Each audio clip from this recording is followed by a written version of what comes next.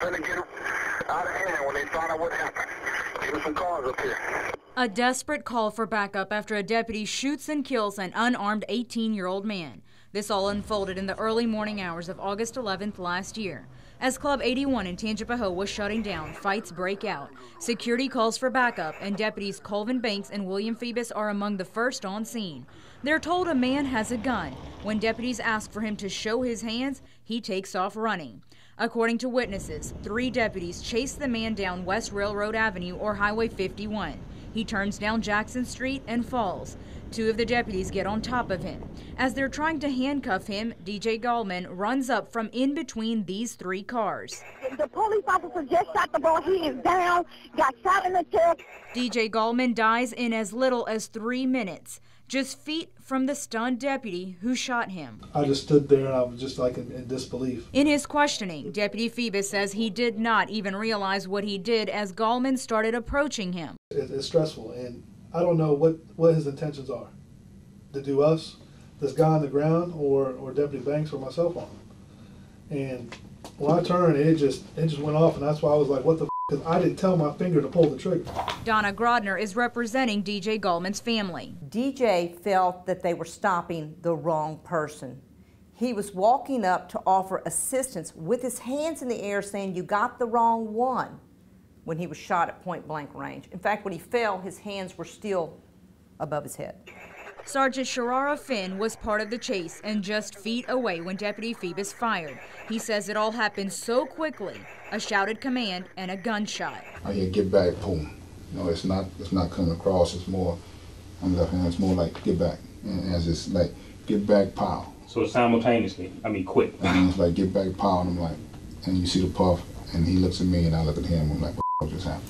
I don't remember pulling my trigger. I didn't consciously pull my trigger. Another key aspect of the investigation centers on deputies Phoebus and Banks saying they heard one specific word just before the shooting. We heard gun, and Deputy Phoebus, pulled his weapon and it went off. But Sergeant Finn says otherwise. At any time you hear the word gun, where is the gun, anything like that, at any time you hear them.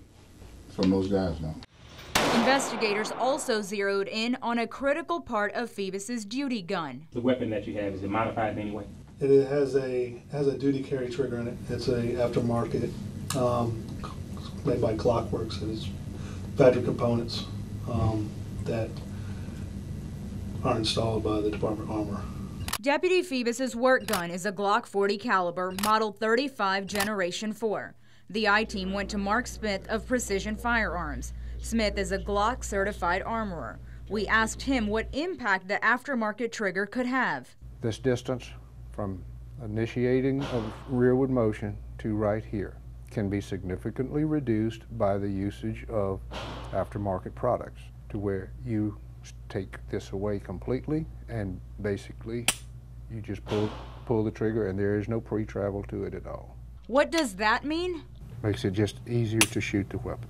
And the modification to Phoebus's work-issued weapon was not only approved by the Tangipahoa Parish Sheriff's Department, it was also installed by your department? Yes, sir. The Sheriff's Office? Yes, sir. My Department of Armor installed it in my duty gun. Tangipahoa Parish Sheriff Daniel Edwards declined an interview with the I-team, but under oath in a civil deposition with the Gallman family's attorney, Donna Grodner, asked, "Are you aware that there was a trigger alteration on the Phoebus weapon?" "That's my understanding." "Did he have approval for that?" No, he didn't have approval from me, so I would say that he did not have approval." "Do you know whether did you authorize anyone to approve the trigger alteration that he had in his weapon?" "I did not." Under oath, Phoebus says the man who put the trigger in his gun just 4 months before the shooting is one of the department's top firearms experts. Among the policies under which Phoebus and the firearm instructor operate is this one: no trigger, hammer, or sighting installations other than the original manufacturer offered options are permitted.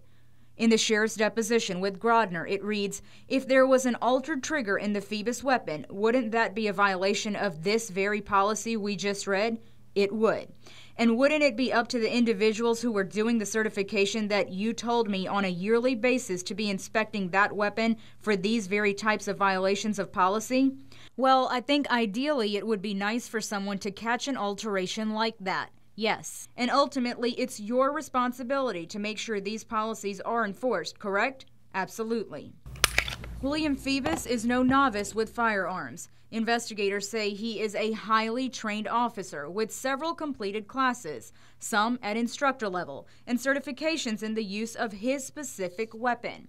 In classes like these and others, experts typically teach you're supposed to keep your index finger off the trigger until you're ready to fire. So what happened? Is there any reason why it was inside the trigger guard? Was that just...